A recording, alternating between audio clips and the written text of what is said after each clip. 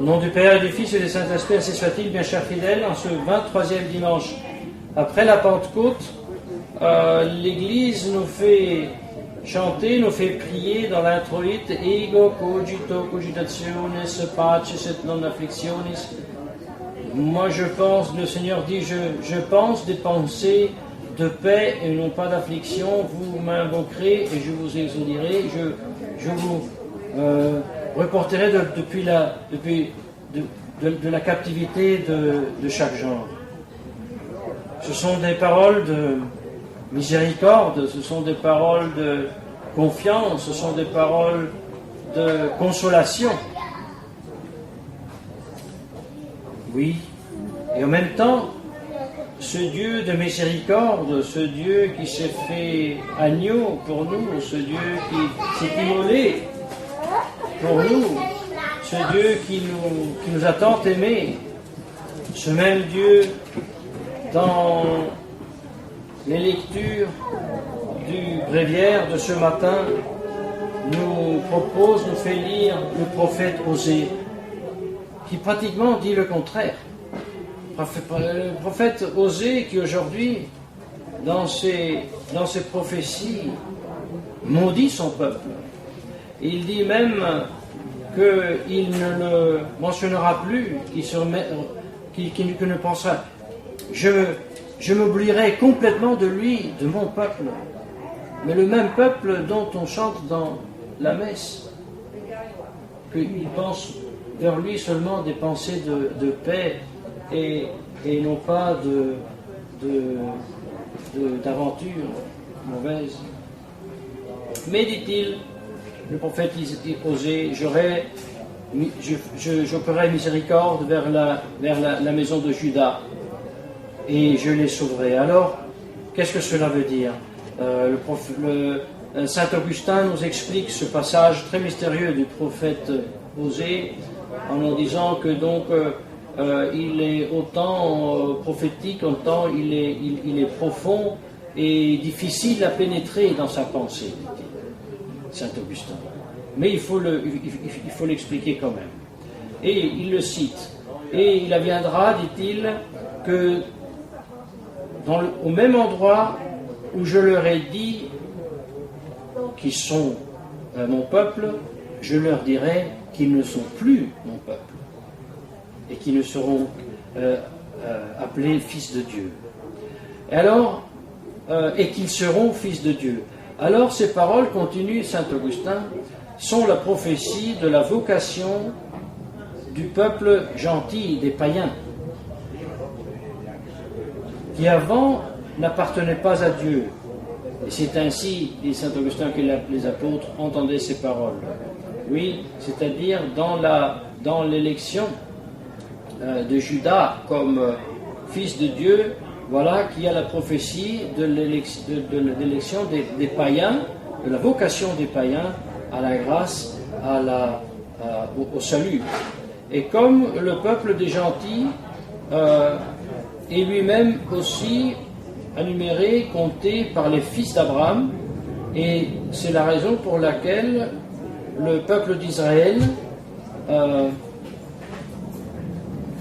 et pour cette raison il est aussi appelé peuple d'Israël, parce que les fils de Juda et les fils d'Israël, et maintenant Saint Augustin cite le prophète Osée, ils se réuniront ensemble et éliront un seul chef et ils seront élevés de la terre. Donc qu'est-ce que cela veut dire? Ça veut dire que donc c'est la prophétie que les païens et les juifs se réunissent, ils ne seront plus comme à l'époque vraiment dans le schisme, à l'époque ils étaient dans le schisme, mais ils seront unis et ils auront un chef unique.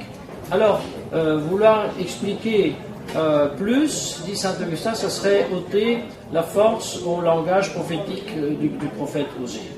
Mais il soit seulement rappelé que la pierre angulaire et ces deux murs, ceux du peuple juif et des païens,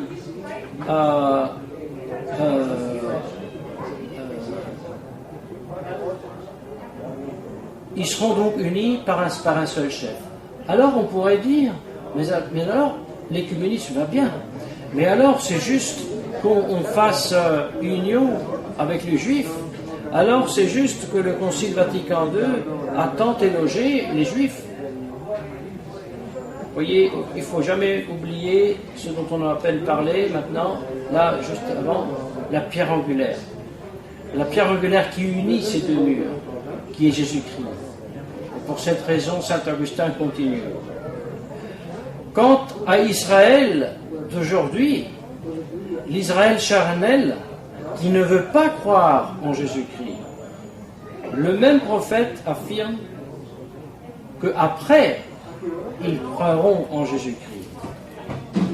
C'est-à-dire, non pas eux, les Juifs qui vivent maintenant, parce que, comme dit-il, eux, certainement, en mourant, auront au lieu qu'il y aurait dû.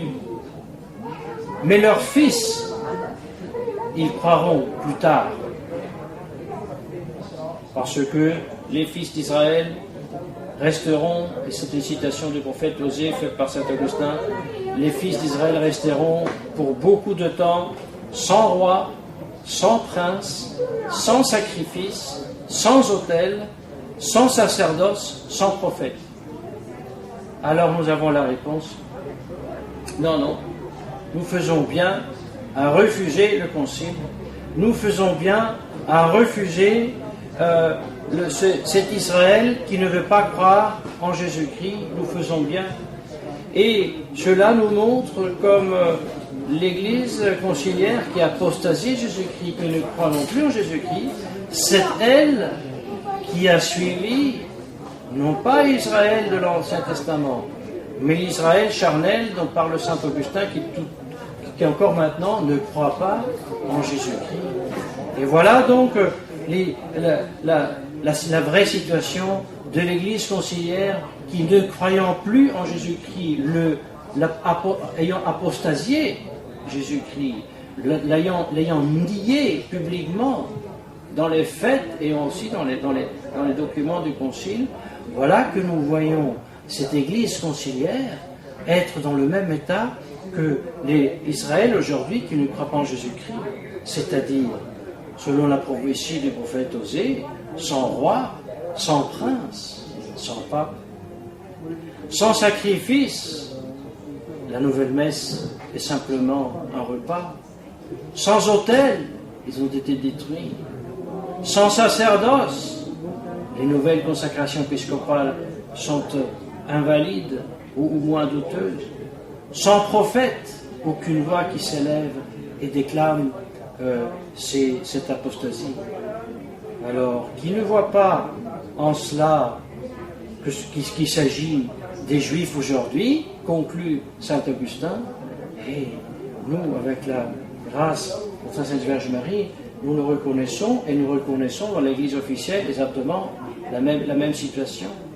Et nous constatons qu'on arrive à cela quand on rejette la pierre angulaire. La pierre angulaire qui est Jésus-Christ. Jésus-Christ qui rend accessible le grand mystère de Dieu parce qu'il est Dieu. Et parce qu'il unit en soi-même la miséricorde et la justice.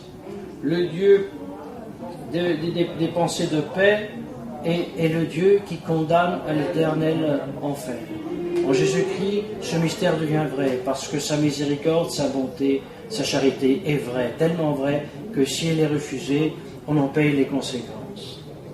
Et si, en Jésus-Christ, incorporé en Jésus-Christ, on ne recherche pas et on ne demande pas la grâce de l'humilité, de la libéralité, de la chasteté, de la patience, de la sobriété, de la fraternité, du zèle de Dieu, si on ne désire pas et on ne demande pas les grâces des béatitudes, de la pauvreté en esprit, de la mansuétude, de la miséricorde, de la faim, de la soif, de la justice, de la paix, si on ne demande pas le don des larmes, pleurer ce qu'on pensait être le grand bien de notre vie, et seulement tard dans la vie reconnaître quel est le vrai bien de notre être qui est le ciel.